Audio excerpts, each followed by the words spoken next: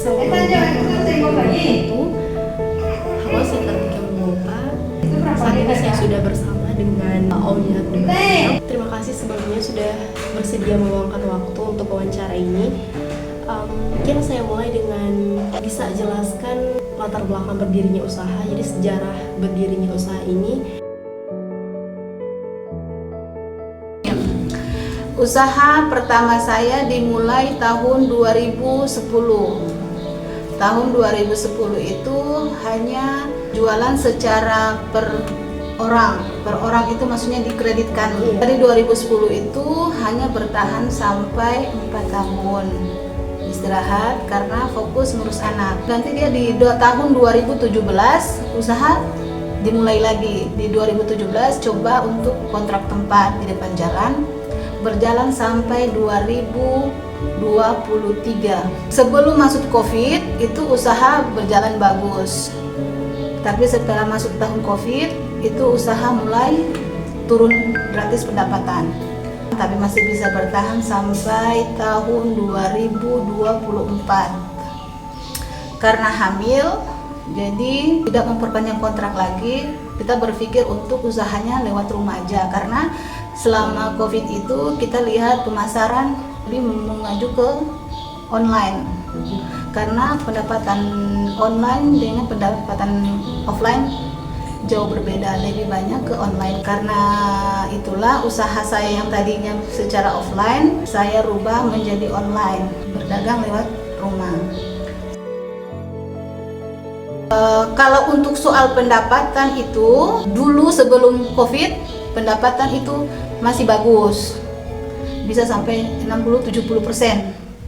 Tapi setelah COVID itu usaha turun drastis sampai tinggal 20-15% dari total pendapatan per tahun. Kalau untuk sekarang ini alhamdulillah udah sangat bagus daripada yang COVID kemarin, karena saya sudah belajar menjual secara online, ikut perkembangan teknologi.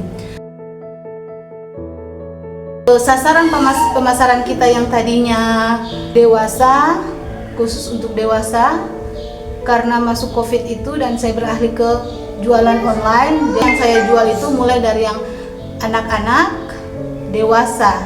Kalau dulu hanya berjualan lewat fashion itu maksudnya pakaian. Karena sekarang saya berjualan secara online, jadi barang jualan saya itu saya tambah lagi menjadi jual sepatu fashion, sandal fashion. Ya, jadi strategi pemasaran yang digunakan itu secara online. Karena sejak COVID itu pemasaran di Kota Mobagu itu turun gratisnya luar biasa. Harga yang dipatok pedagang online itu tidak seimbang lagi dengan yang offline. Karena kenapa? Karena online itu kenapa harganya jauh lebih miring daripada harga offline?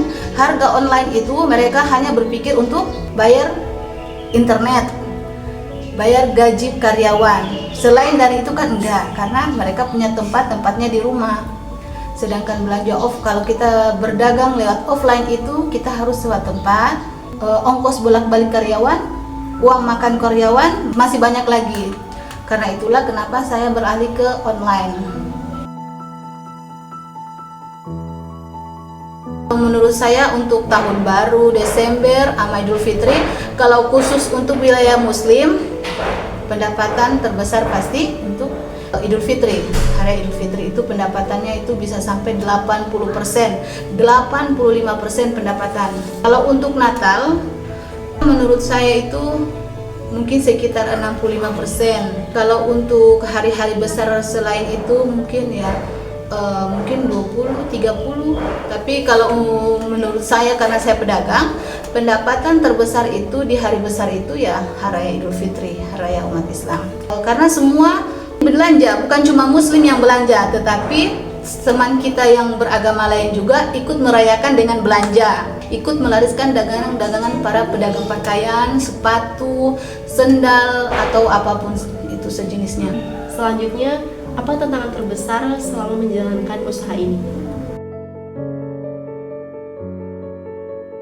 Ya, itu tantangan terbesarnya itu ya persaingan dagang. Persaingan dagang di Kota Mobagu itu memang udah kurang saya bilang kurang sehat ya, kurang sehat. Kenapa? Ya karena itu persaingan dagang itu, kita jualan pakaian itu udah jauh lebih murah. Ada yang obrolnya 10.000, 15.000, sedangkan kalau kita berpikir secara logika, itu karena saya belanja langsung dari suplai pertama, itu 10.000 sebenarnya tidak ada. Modal 10.000 itu tidak ada. Itu paling rendah modal pakaian itu 15.000, itu pun bukan dengan yang bagus punya.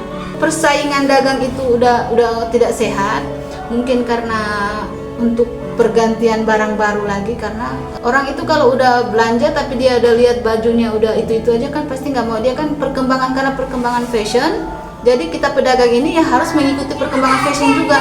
Baju yang udah ketinggalan fashion, mau nggak mau kita harus, biar nggak ketinggalan fashion kita, habis ini tuh harus kita obrol lagi supaya walaupun dia nggak terkejar target, terkejar untuk kembali modal lagi, yang penting barangnya cepat kembali lagi untuk belanja yang baru. Seperti itu tantangannya sih. Jadi pintar-pintar kita aja bagaimana cara kita berdagang. Untung rugi itu saya rasa semua pedagang di Kota Mobagu ini, mau pedagang besar mau pedagang kecil, untung ruginya itu pasti ada, nggak ada selalu untung. Ya memang itu resiko pedagang. Resiko pedagang itu memang harus seperti itu. Ya kalau berani berdagang, berani berbisnis, harus berani ambil resiko. Barang yang kita ambil itu prosesnya sampai ke tempat usaha itu butuh tahapan. Kita harus belanja, butuh tenaga. Orang angkat barang itu kita harus bayar. Belum lagi ekspedisi. Tahapannya besar. Tapi itu nggak usah terlalu ini, karena memang udah resiko berdagang. Kalau nggak mau ada resiko, nggak perlu berdagang.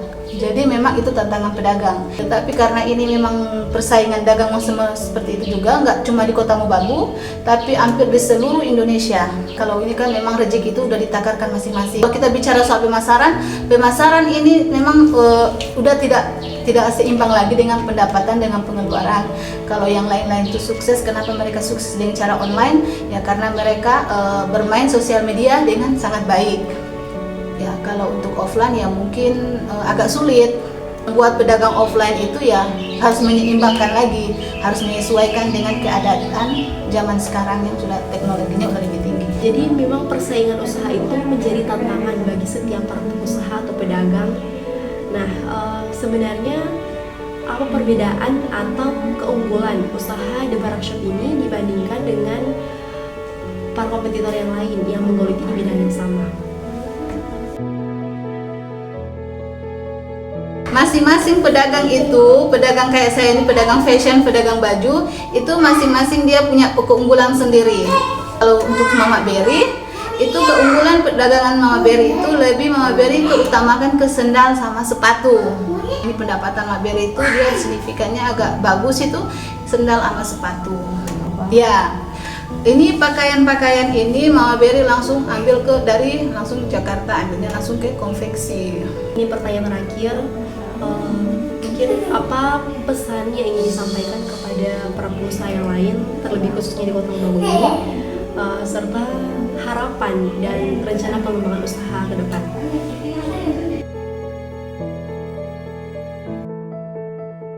Harapan saya itu ya maunya di Kota Mobagu itu supaya kita pedagang sama-sama hidup, berdagang secara sehat. Maksudnya jangan menjatuhkan harga terlalu tinggi, karena kita juga harus pikir pedagang yang lain. Memang rezeki itu sudah ditakar sama Allah, cuman kita juga harus berpikir yang lain. Kita tidak tahu dari kesulitan apa dia sampai dia bisa bangun usaha dia seperti itu. Jatuh bangunnya dia itu seperti apa sampai dia seperti sekarang itu.